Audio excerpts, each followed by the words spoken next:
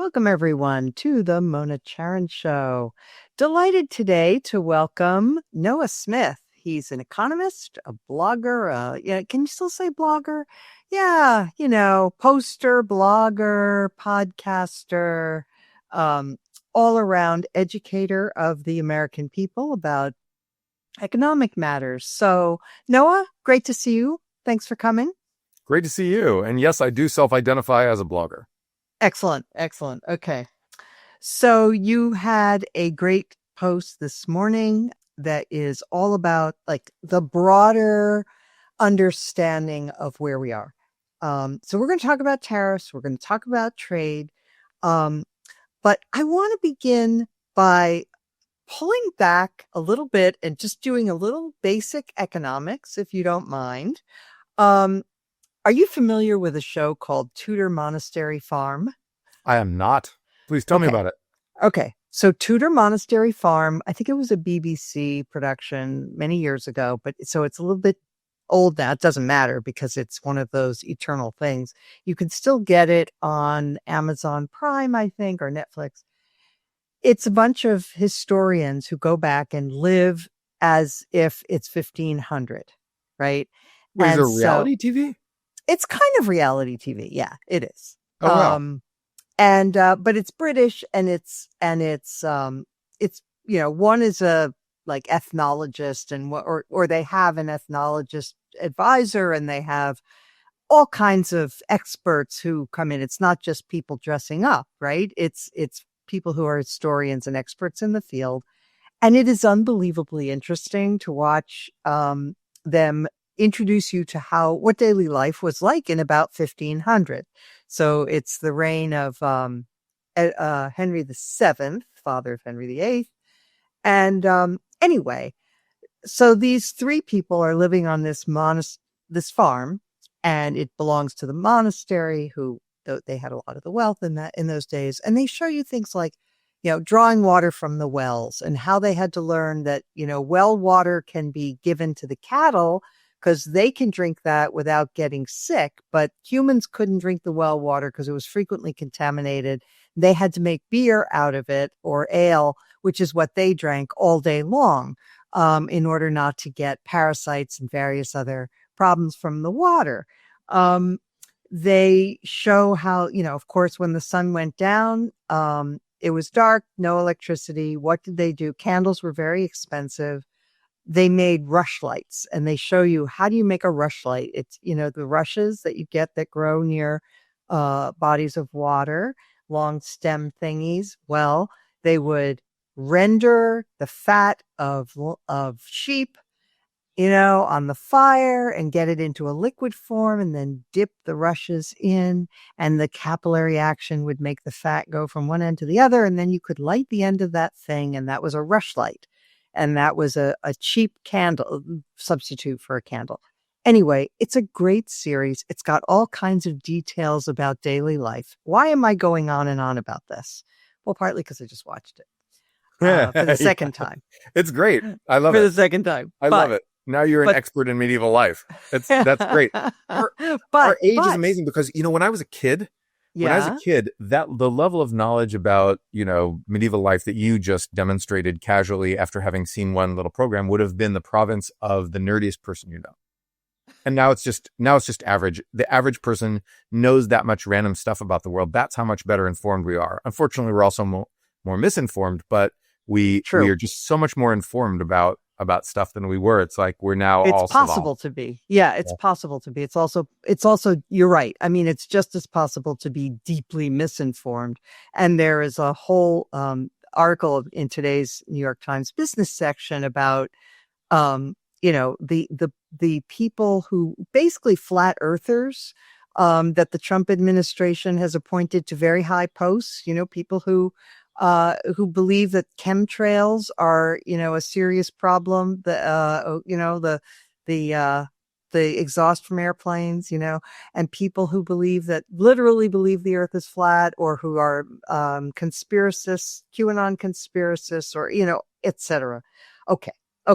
So why did I bring up Tudor Monastery Farm? Because that was an era when they had trade, but it was very limited. And you had to do most things for yourself in order to get along in this world. And so they had to think about getting water from the well. They couldn't turn on a tap. They had to think about chopping wood for their fires. They had to think about, sowing their seeds and, you name it. Right. They're very self-reliant, not very interdependent. Very self-reliant, autarky. Okay. In a way, yeah. And they were poor. Because they were. Because it's really they're only 24 hours in a day. You got to sleep about 8 of them. There's a limit to how much each of us can do for ourselves, and we become vastly more prosperous by trading with one another. And anyway, that was all very long introduction to the importance of trade and understanding how we have gotten from 1500, where, they were unbelievably clever in the way they went about their lives. And especially once you realize that these people were suffering a humongous disease burden and malnutrition, these are not going to be very, they're clever in the sense that they can figure out how to like chop wood and stuff. But like in terms of IQ as we know it today, it was going to be pretty limited. I'm not sure I agree with that. I'm not sure I agree. When you watch the series, their cleverness is awe-inspiring, and how they figured out how to do things. And the average human is a clever beast. I mean, if you look at data on the Flynn effect, now people are getting dumber, but then that's very recent and probably because of phones. But we tracked it for 100 years, and people were getting smarter and smarter.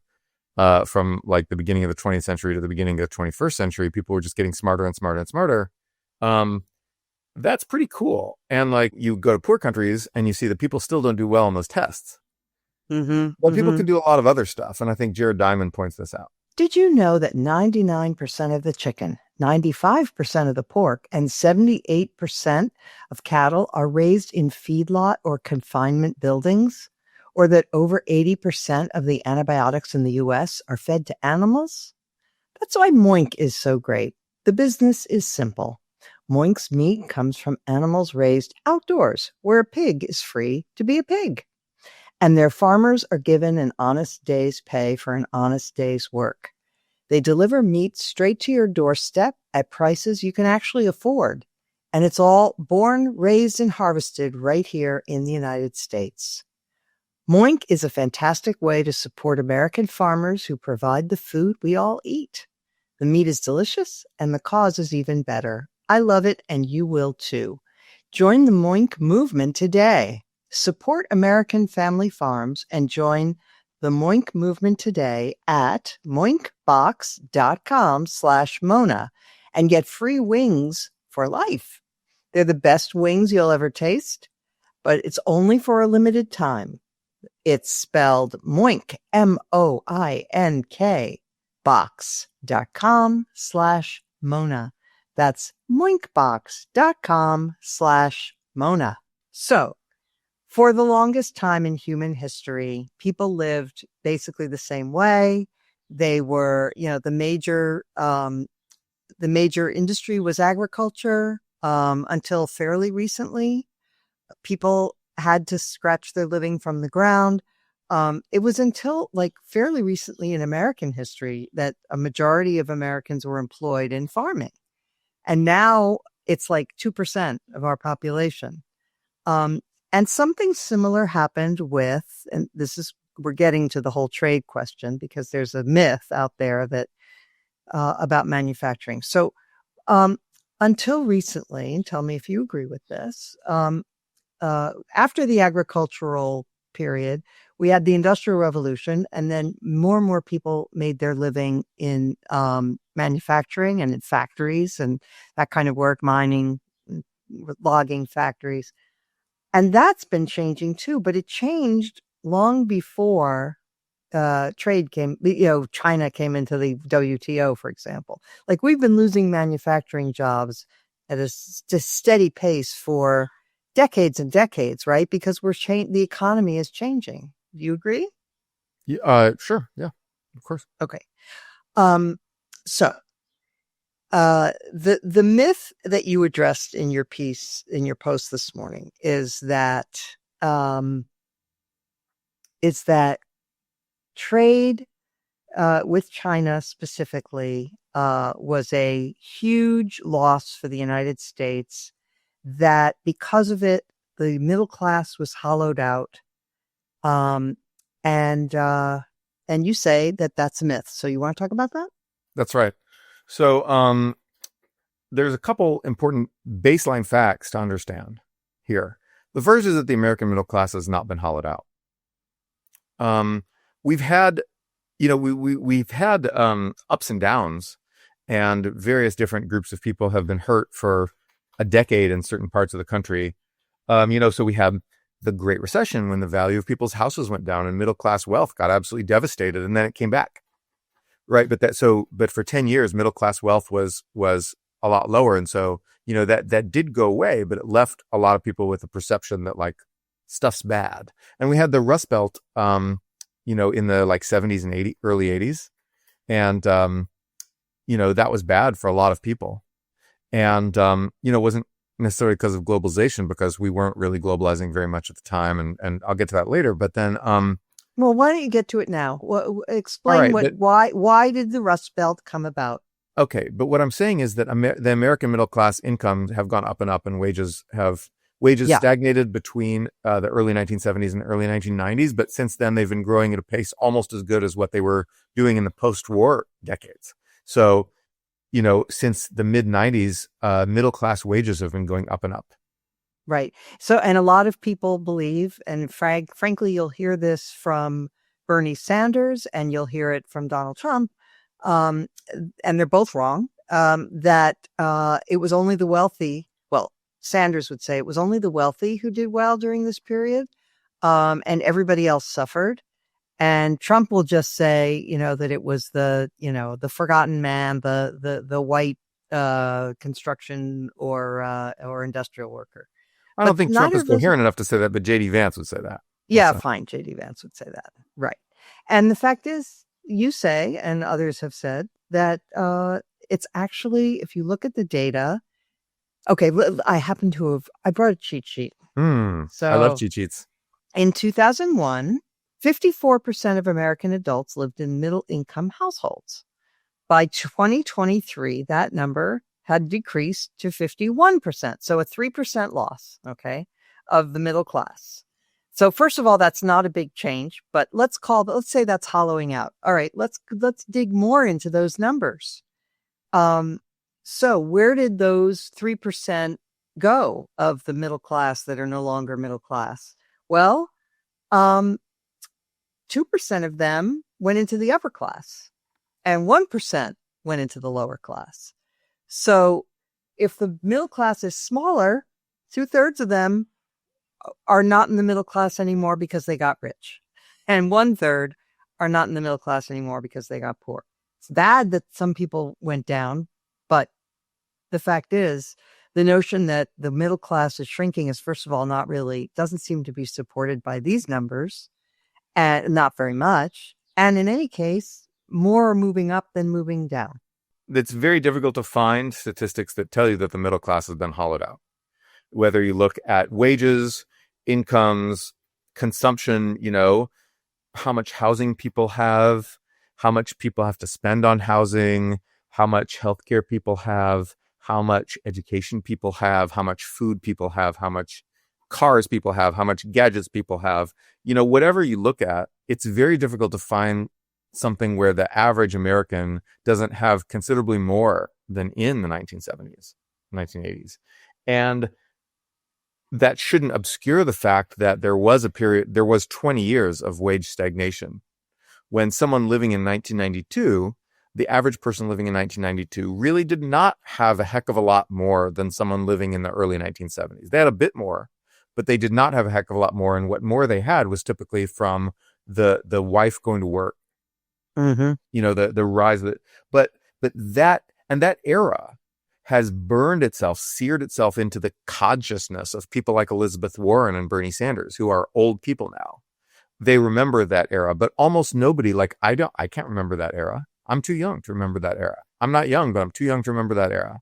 And so that experience colored the perceptions of people like Elizabeth Warren and Bernie Sanders, who then told us basically this myth that this was happening to us now and has been happening since, like for the last 20 years, 30 years, which it hasn't.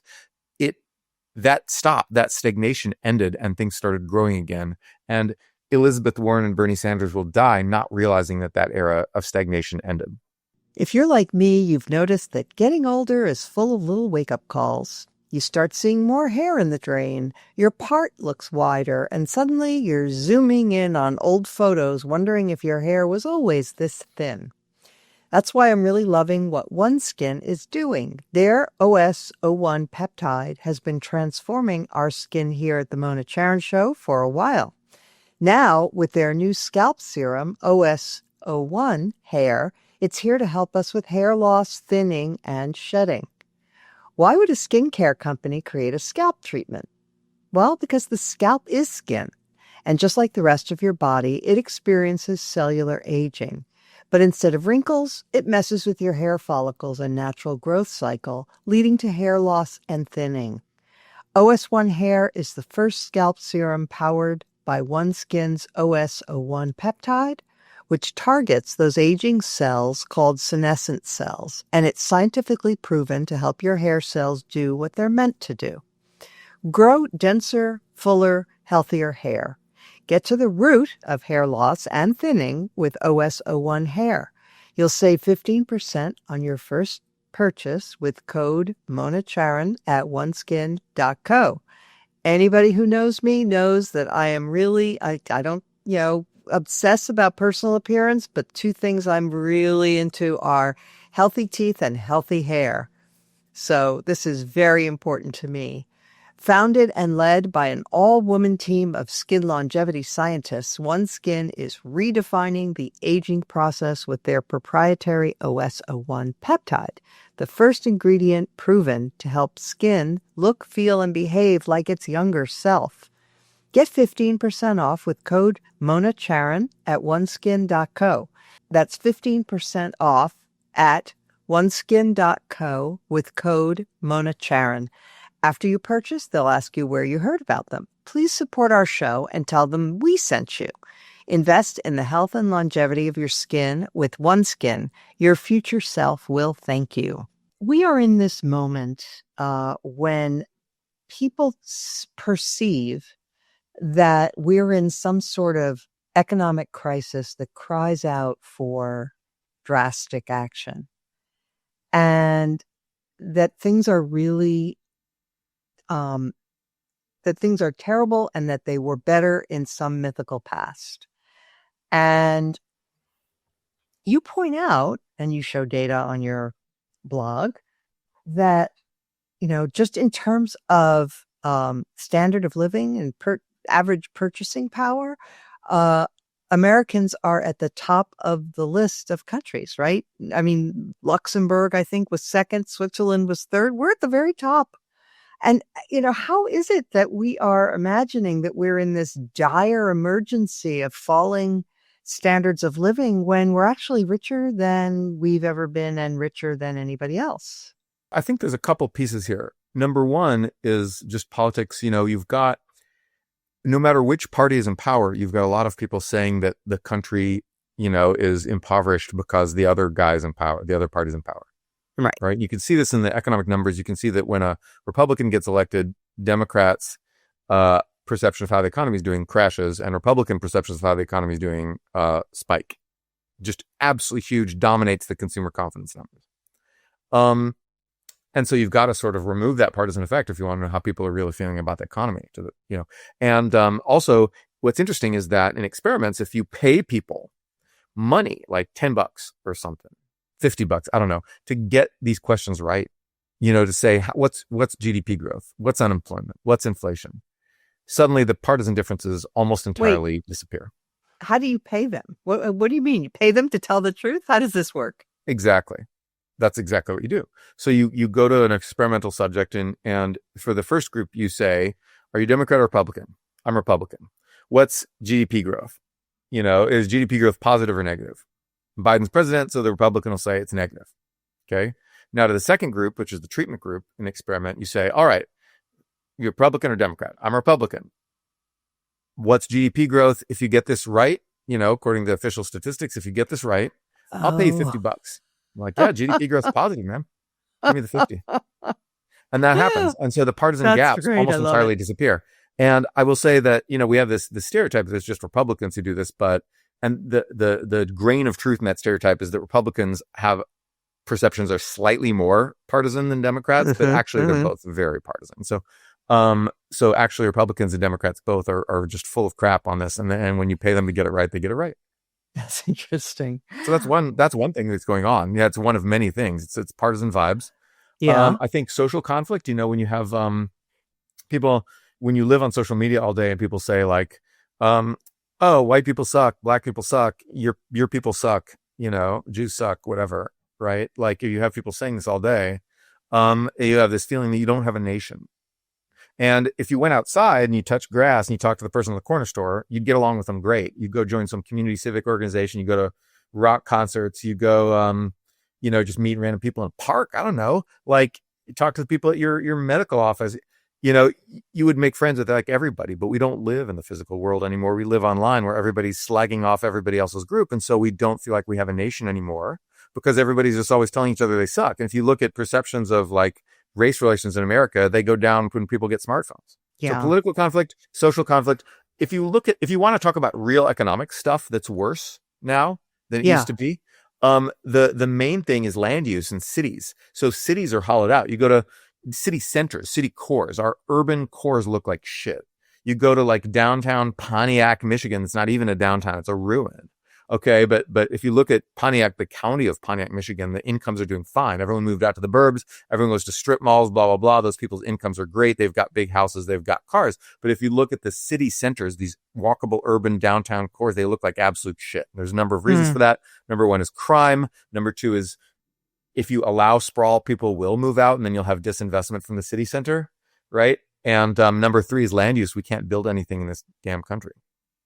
Yeah. So are you enthusiastic about the Ezra Klein, Derek Thompson book, Abundance? Yeah. I'm very enthusiastic about this idea. Yeah. I like it too. But let's go back now to a couple more basics. Because so we talked for a minute, but let's go back to it. We talked for a minute about jobs and jobs in manufacturing, and you've said you were a big fan of manufacturing, but and that's fine. I mean, there are certain things that we need to manufacture for national security reasons, but the manufacturing, the change in manufacturing, if I understand this correctly, has not been that we've lost most of these jobs to companies going overseas to get cheap labor. We've lost most of them to productivity, to automation. So actually, I think that neither of those is true. Okay. Explain. Mostly what we've lost is people wanting more services and not wanting as much stuff. Okay, so if you measure really? relative I think to people GDP, want a ton of stuff. Yes, but what they want even more services. So if you look at what we spend our money on, in 1950, we're spending most of our money on physical stuff. And now we're spending most of our money on services. We're spending most of our money on, rent, education, healthcare, transportation, elder care, childcare, and entertainment, travel, and things like that. That's where our money's going now much more. And so when you're looking at percentages of GDP or percentages of employment or these percentages, the manufacturing didn't grow because, manufacturing output is held pretty steady. And then, but with many fewer workers. But also if you just look at the percent of manufacturing output as a percent of American GDP, that's fallen significantly. And it was never that high, actually. We were actually never that much of a smokestack economy compared to other places. We always spent a lot on rent and transportation, these services. What happened is that those parts of the economy just grew and grew and grew and grew and grew. right? And then the smokestack parts of our economy didn't grow that much because we all, to a large degree, we already had a bunch of stuff. But you're right that automation, productivity are definitely part of the story here. And you see this in every country. You see China's manufacturing share of output is falling as the Chinese service sector grows. You see China's manufacturing share of labor is falling even faster because of automation. So the way you measure the way you would look at the impact of automation is you'd look at the difference between manufacturing share of output, like how much stuff we're making, and manufacturing share of employment. So when you look at manufacturing share of output versus employment, output's gone down a lot, and that can't be explained by automation, okay, as a percentage of GDP. All right. Okay. If we had, but let me ask you this. We had these humming robot factories, manufacturing wouldn't have gone down so much as a share of output. So that's the biggest part. But there is also some from automation. You're absolutely right. That's part of it. It's part of the story. So it strikes me, though, that there's a direct analogy between what happened in agriculture and what happened in manufacturing. In both cases, they both are industries that used to employ a lot of humans. And then agriculture got automated, and you had these combines and all the tractors and everything that did all the work that, much of the work that used to be done with human hands. And so you went from agriculture employing lots and lots of people to agriculture employing very few people, but agricultural output has increased despite the lack of workers. And similarly with manufacturing, the level of manufacturing output has stayed the same. We're still manufacturing as much as we did 50 years ago, but with many fewer workers. Right or wrong? That's right. But I'll tell you something else that may blow your mind. Okay. This process has not gone nearly far enough. So around 2008, American manufacturing productivity abruptly flatlined. And manufacturing productivity used to grow faster than productivity in every other sector because it was easy to automate manufacturing, and it wasn't easy to automate education and health and all those things. Those required a human touch. Most of the people, most people making policy think that that's still true. And in fact, I thought it was true in the early 2010s and even wrote about it. So if you go look at stuff I was writing 12 years ago, I'm saying, Noah Smith is saying, look, manufacturing productivity increases faster than other industries. And by the time I started writing that, manufacturing productivity had already been flatlined for several years, but I thought that was an effect of the Great Recession. Well, it wasn't. Because when we came out of the Great Recession, manufacturing productivity didn't recover. So now we've had almost 20 years of no growth in manufacturing productivity. We are not replacing people. We are not replacing assembly line workers with robots and machine tools fast enough. We need to be doing that a lot faster. And that's one reason our manufacturing industries are less competitive relative to the world, is because our factories are second rate. We don't invest in new capital like China does and like Korea does and like Germany does. We just don't do it. We still have a bunch of humans doing all these pointless menial tasks in our factories. And that's bad for our manufacturing competitiveness. So we need to differentiate between output and employment. We have not been robotizing fast enough in manufacturing. Interesting.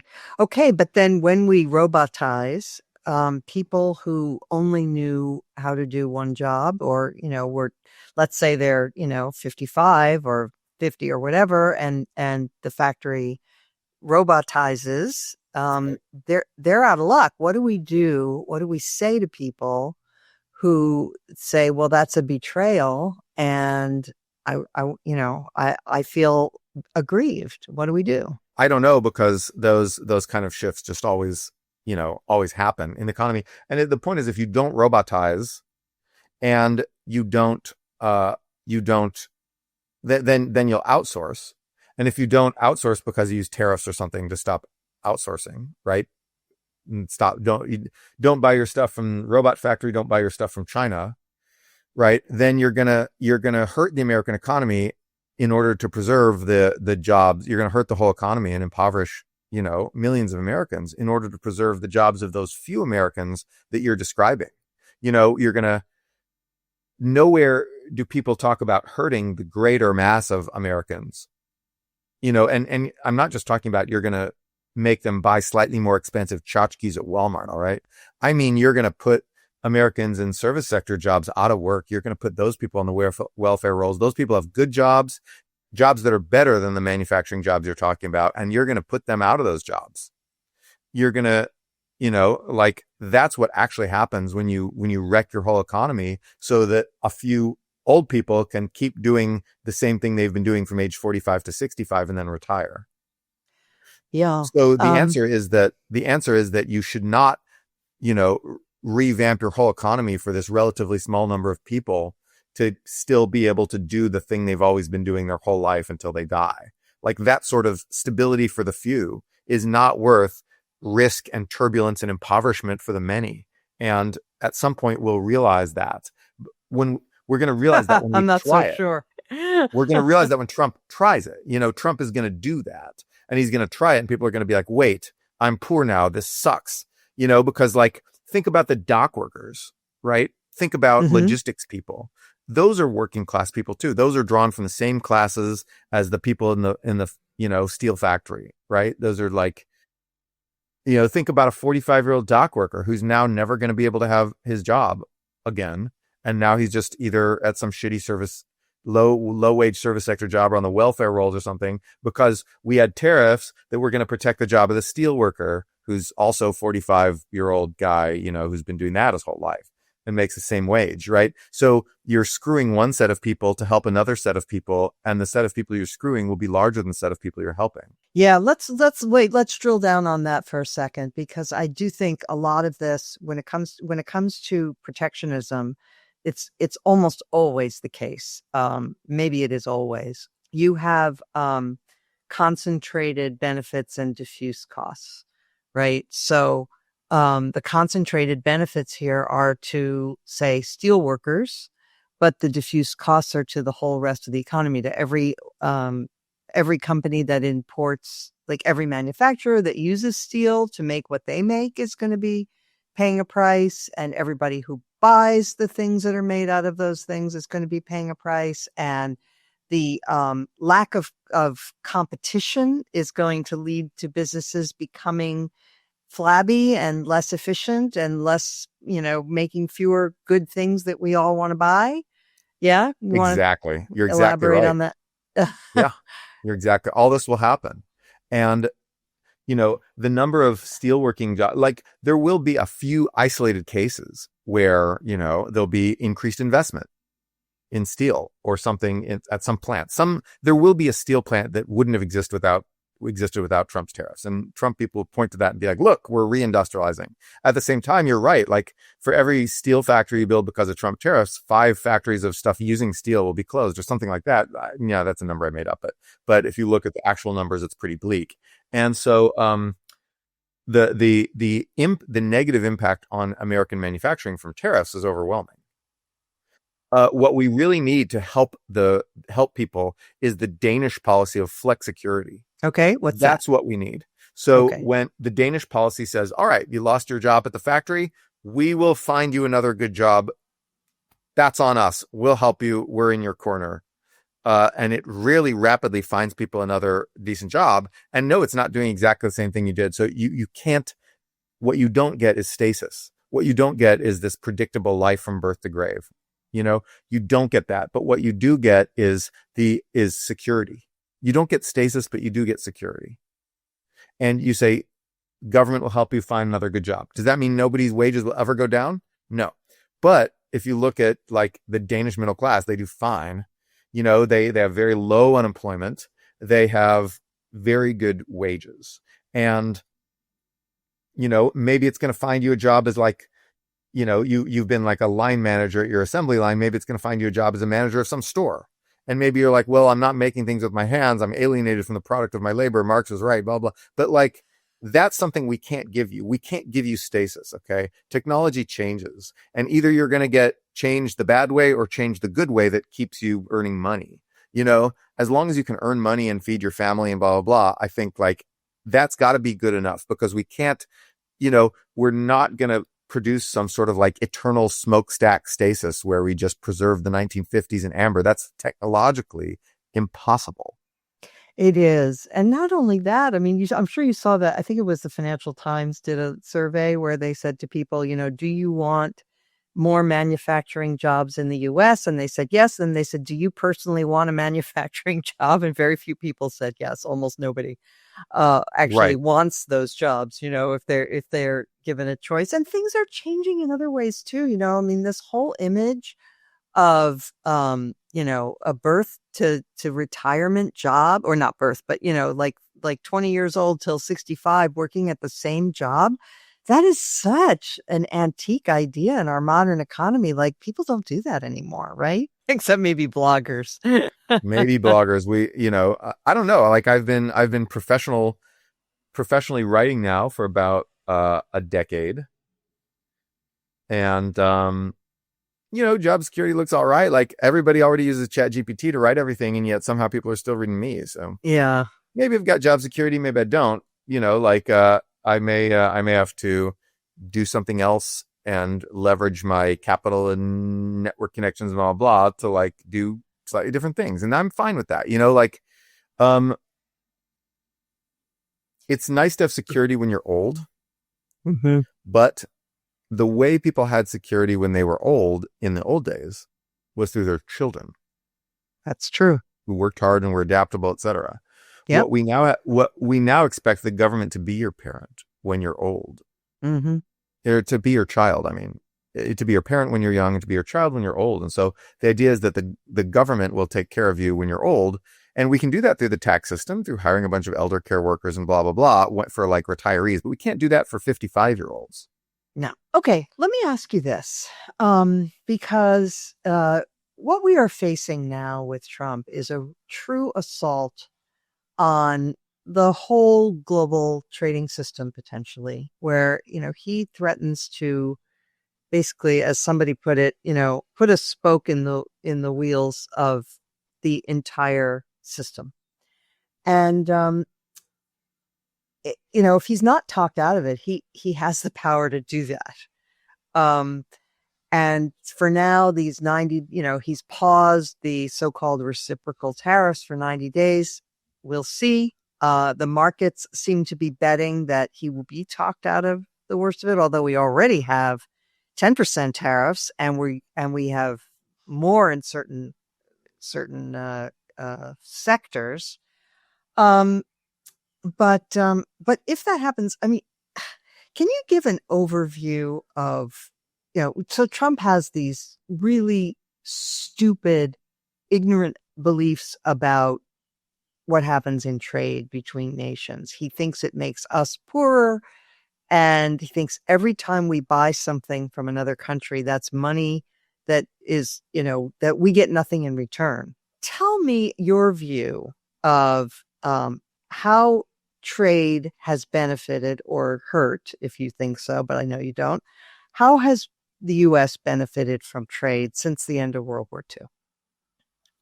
Well, one way is that we are able to get a lot of raw materials to make things. So the U.S. does mine plenty of stuff, but we can't mine everything we need. We need like copper, aluminum, and bauxite, and, ytterbium, and a whole bunch of stuff you've never heard of. And we need all that stuff, and now we can get it cheap, from trade. These minerals can flow, and minerals are a relatively small part of our spending, because they're so cheap, but that's on the margin, right? So if you cut off all those minerals, it'd be very difficult to make a lot of modern stuff. And so that's one way that we've massively benefited from trade. And food. We make a lot of food in America. We could be food self-sufficient. You'd be eating corn a lot more, but like we could be self-sufficient in America. And we'd have to do without coffee, except for what we can grow in Hawaii. Yes, that's right. I think they don't grow coffee in Florida. I don't know. Anyway. I don't think so. See, and this is like one of the major 4 food groups for me, so I could not do without this. Coffee. Yeah. The others are like, chocolate, whiskey, and memes.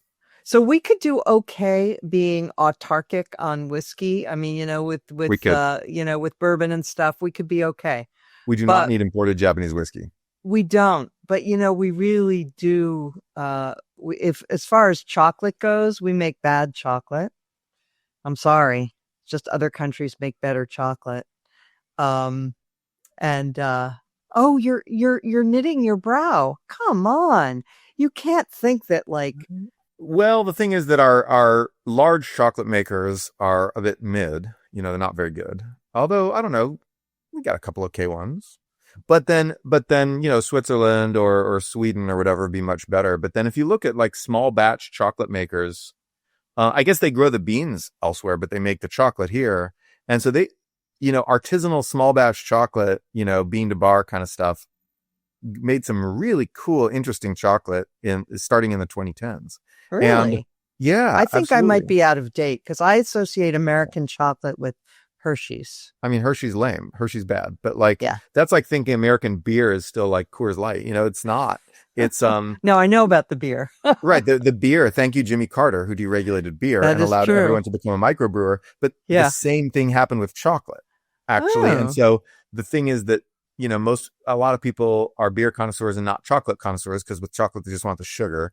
But like, you don't like sit around eating chocolate at social events as much as you do like beer. But then if you, in San Francisco, there's like Dandelion Chocolate. I go to Dandelion Chocolate. Actually, there's a good chocolate importer company where you can compare foreign and local artisanal chocolates. That sounds like a very San Francisco thing, Noah. It's run by this old guy who looks like a wizard, and he can show me local American chocolate versus foreign chocolate, and they're both about equally as good. But the foreign stuff tends to be made by a larger, older company. Okay. All right. Anyway, well, we've gone down a chocolate I love rabbit capitalism. hole. We got great chocolate. Okay.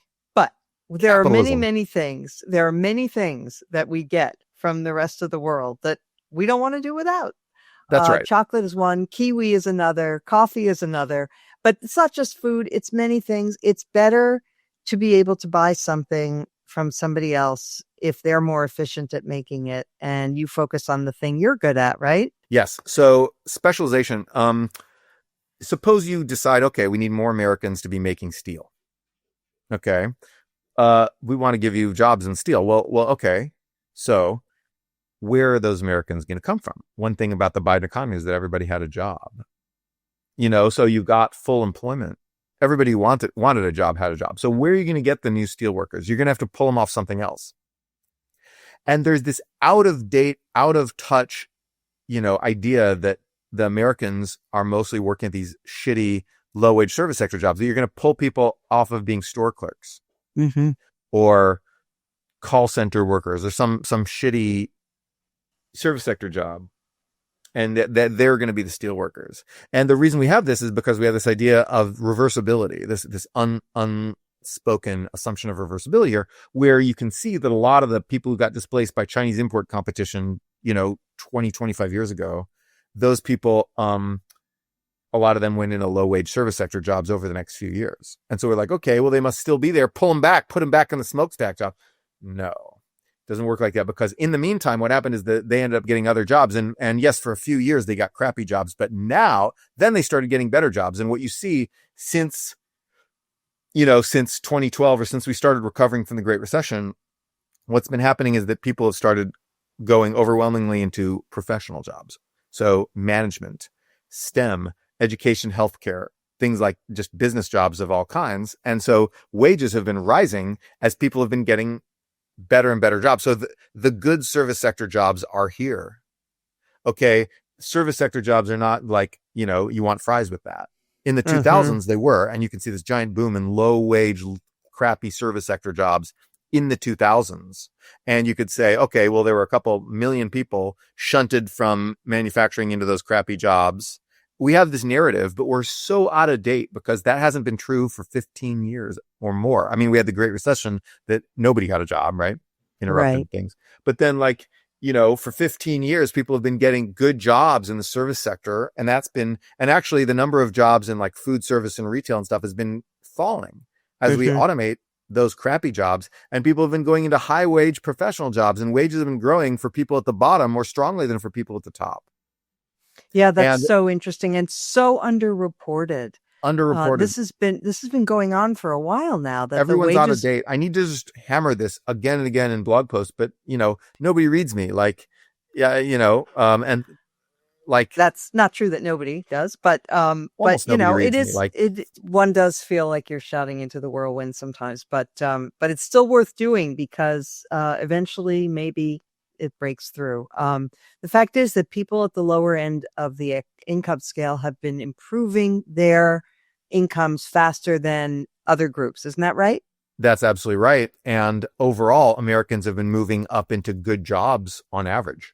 Mm-hmm, mm-hmm. And so those are both true things. And it's just completely underreported because, every bad thing that happens gets seared into the memory of someone who spends the rest of their life complaining about it to any partisan person who will listen to them and get mad about it. So Elizabeth Warren experienced 20 years of income stagnation, and now will yell about it to anyone who wants to think that because there's a Republican president, things are shit. Now, that said, Trump is going to hurt America.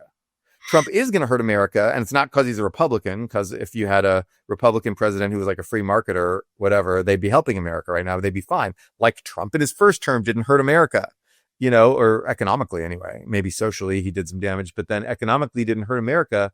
We got richer and richer. Those were great economic times during Trump's first term. And until COVID. But then Trump did a great job in COVID. The COVID relief bills were awesome. He did a mixed job, I would argue. Let's fight about this. Let's fight about this. Trump beat COVID. Yeah. So on the plus side, he did do Operation Warp Speed, full marks for that. On the minus side, he presided over complete chaos in terms of getting people PPP when there was a shortage of that, or testing, which he completely flubbed on. So did the CDC. I mean, he had help in the federal government, but the testing regime was a complete failure. His denial of the seriousness of the challenge for the longest time arguably cost many lives, and finally his heaping scorn on the idea of taking precautions and vaccines and masking, even though he himself pushed forward with Operation Warp Speed, the vaccine. He then later backed off endorsing it, so that in Republican areas of the country, vaccine uptake was considerably lower than in blue areas, and there was a marked divergence in survival of the virus after that point. Well, you're right. You're right that Trump initially attempted to take credit for the vaccine, promote the vaccine, say vaccines are great. His movement rejected him on this. Yes. He followed his people. It was the right wing forced Trump to become anti-vax. That is true, but he is, he's responsible. So he is responsible. So that was bad. And so I think that the epic COVID relief bills that Steve Mnuchin did and Operation Warp Speed far outweigh the bad that Trump did in COVID. Let's say that. I mean, telling people you can drink bleach was idiotic, obviously. Okay.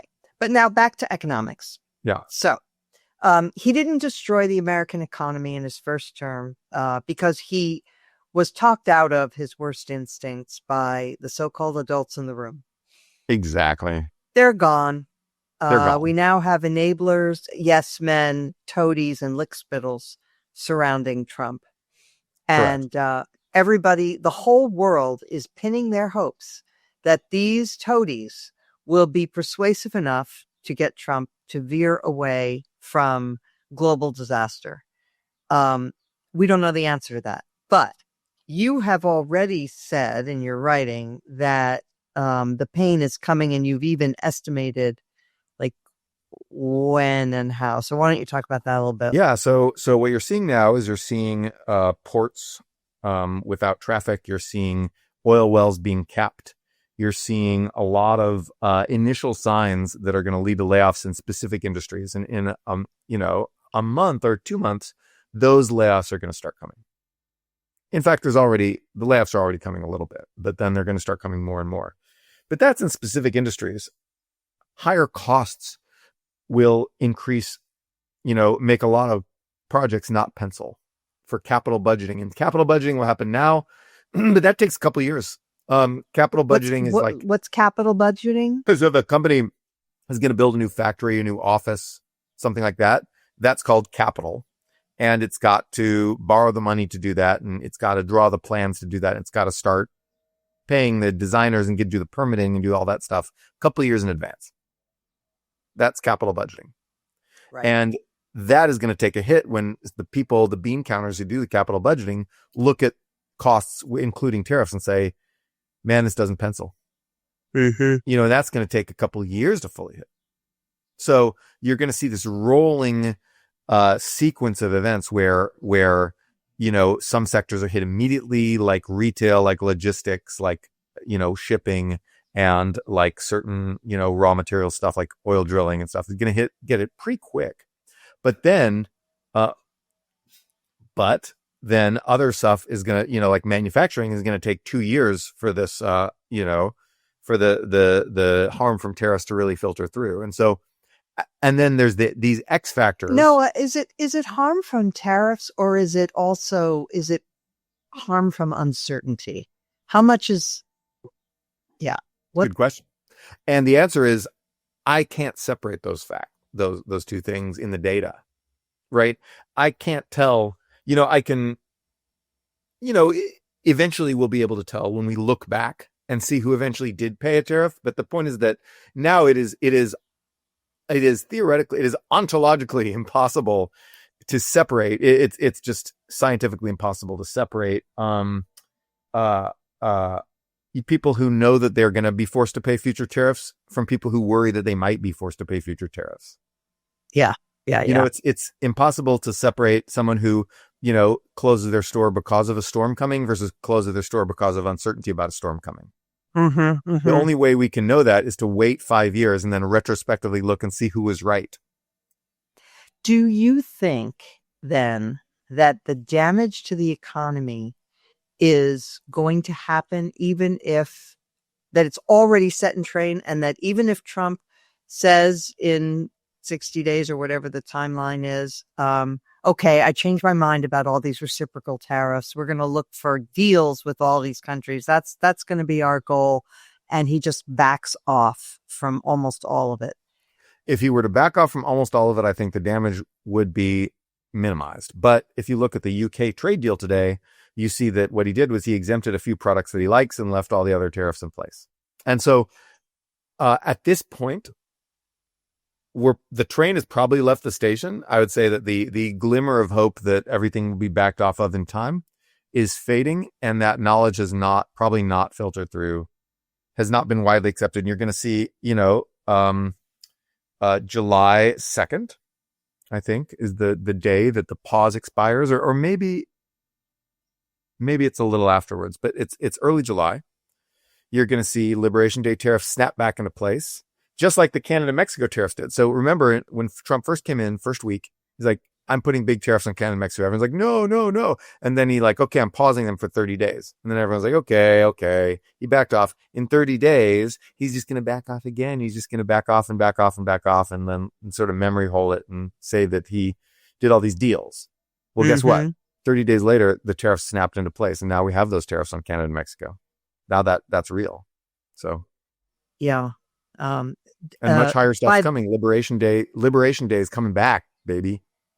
July. And it's worth remembering that he did this to Canada and Mexico in the face of the fact that he renegotiated NAFTA in his first term and claimed that the Canada-Mexico-USA agreement, or whatever they called it, was the greatest deal ever negotiated in the history of humankind, and then proceeded to violate it the minute he came back into office.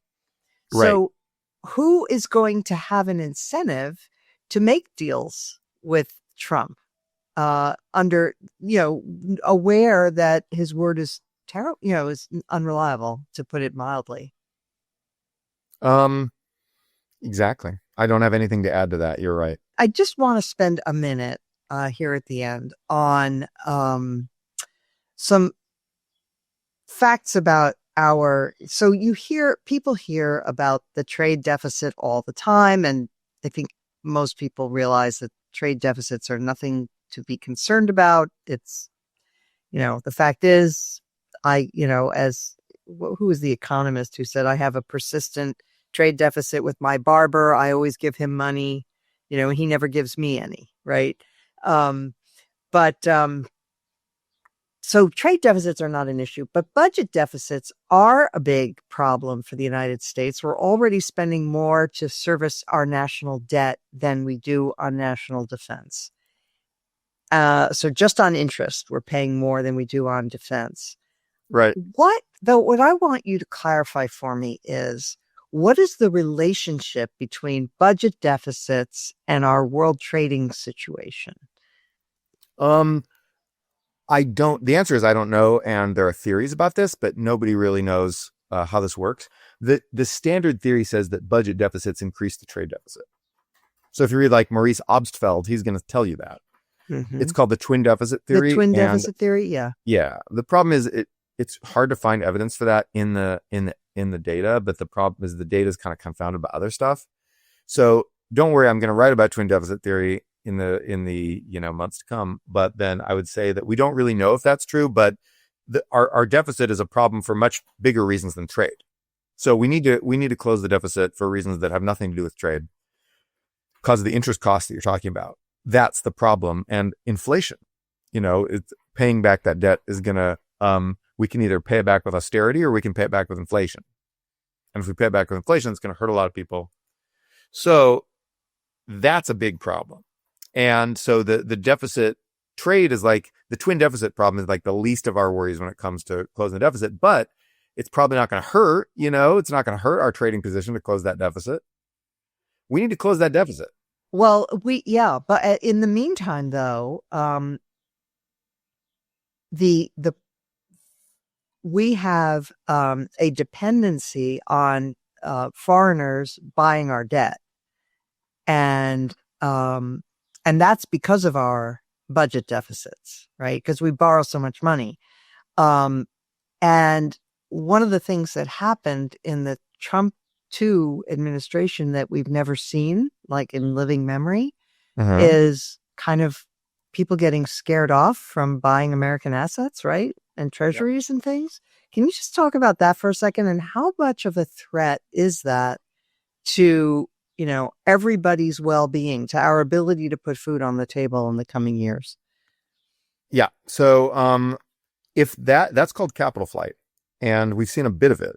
Okay. We've seen the dollar go down. We've seen long-term treasury yields go up. That means that some people are selling American government bonds and using that money to buy government bonds overseas or something else overseas, but probably gold. Government bonds, mostly in Europe.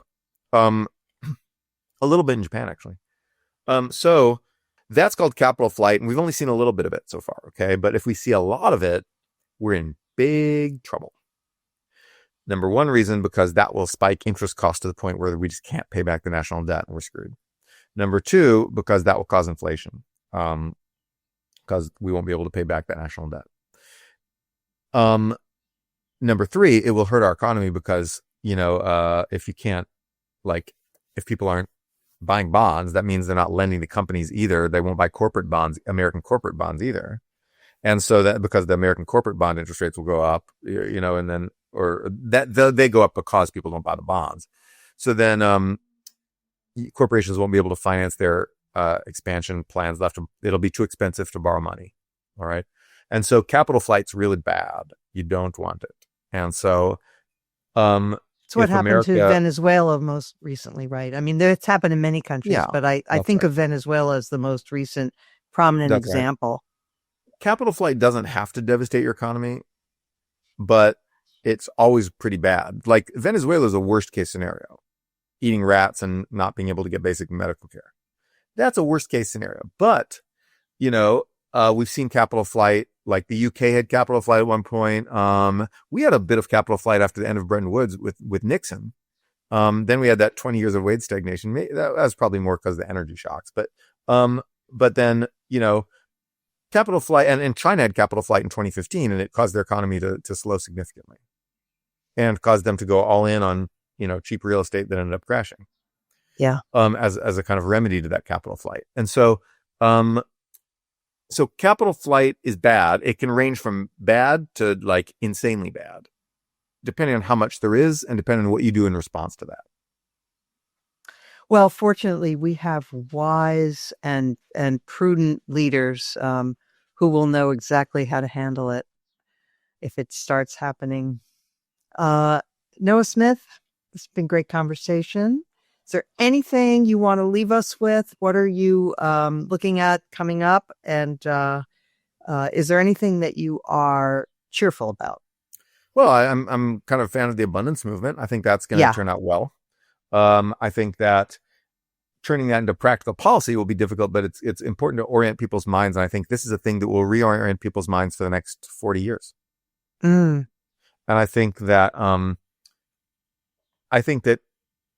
yeah, once the smoke clears from Trump's tariffs, and once we say that, okay, tariffs don't make manufacturing happen, we'll still have this idea of, okay, well, we still do need to make manufacturing happen. So there's still a lot of interesting intellectual ferment, but we'll remember that employment and output aren't the same thing. We'll remember that consumption is really important. Standard of living for normal people is important. We'll reorient after tariffs. I think we'll reorient ourselves toward remembering what matters instead of thinking that these stupid Twitter conflicts and status fights are what matters. I hope you're right. Thanks so much for chatting with me. Great talking to you.